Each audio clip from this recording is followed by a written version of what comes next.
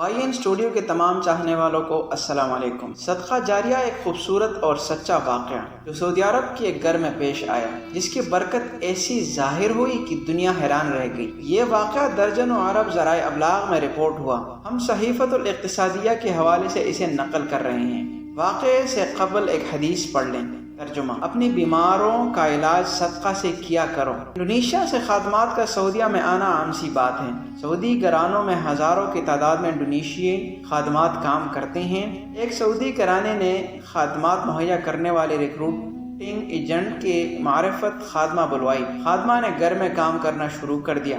گھر کے مالکن نے چند دن کے بعد غور کیا کہ خادمہ چپ چپ اور اداس سی رہتی ہیں۔ اس نے محسوس کیا کہ یہ چپ چپ کر روتی بھی ہیں۔ سعودی عرب میں ابھی اسے ہفتہ 10 دن ہی گزرے تھے، کسی نے اسے کچھ کہا بھی نہیں، پھر یہ کیوں روتی ہیں؟ ایک دن سعودی مالکن نے خادمہ کو اپنے سامنے بٹھا لیا، اس کے سر پر ہاتھ رکھا اور کہنے لگی، میری بیٹی بتاؤ، تم ہر وقت روتی کیوں رہتی ہو؟ ہر وقت تمہاری آنکھیں سوجی رہتی ہیں۔ خادمہ نے حوصلہ پا کر اشاروں سے اور ٹوٹی پھوٹی الفاظ میں بتایا، میں ایک مدت سے سعودی عرب آنے کی کوشش کر رہی تھی، ایجنٹ کو نقد رقم اور پاسپورٹ جمع کرا رکھا تھا، اسی دوران میری شادی ہو گئی۔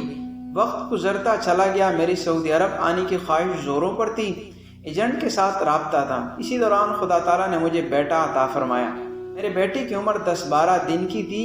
ایجنٹ نے بتایا کہ تمہارے کاغذات مکمل ہو گئے ہیں، تمہیں فوری طور پر سعودی عرب جانا ہوگا۔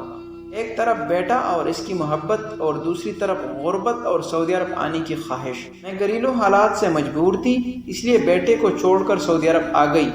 اب مجھے میرا بیٹا یاد آتا ہے، میں اس کی محبت میں دیوانی ہو گئی ہوں، اسے یاد کر کر کے روتی رہتی ہوں۔ سعودی مالکن نے ایک لمبی آہ بھری، کچھ سوچا۔ اس کے دل میں خیال آیا کہ یہ رب کو راضی کرنے کا اور صدقہ جاریہ کرنے کا بہترین موقع ہے۔ اسلام میں سب سے بہترین کام کسی مسلمان کو خوشی مہیا کرنا ہے۔ اور پھر اس نے ایک عجیب و غریب فیصلہ کیا۔ وہ اندر گئی، پیسوں والی الماری کو کھولا، اس کی کتنی تنخواہ ہے؟ اس نے 2 سال کی تنخواہ کا حساب کیا، رقم گنی اور اسے لے کر خادمہ کے پاس آ گئی۔ کہنے لگی، یہ 2 سال کی تنخواہ پیشگی پکڑو، میں ابھی تمہاری سیٹ بک کراتی ہوں، تم فوراً انڈونیشیا روانہ ہو جاؤ۔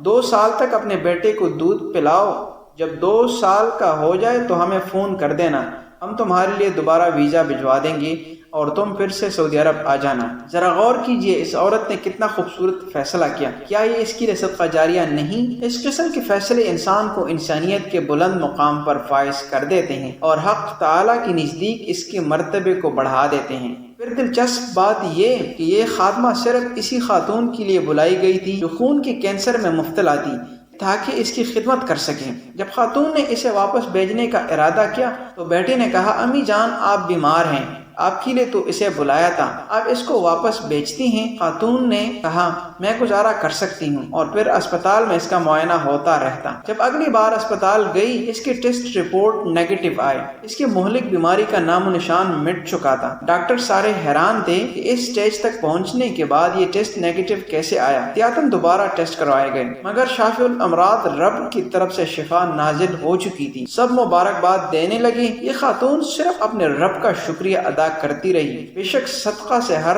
بلا ٹلتی ہے۔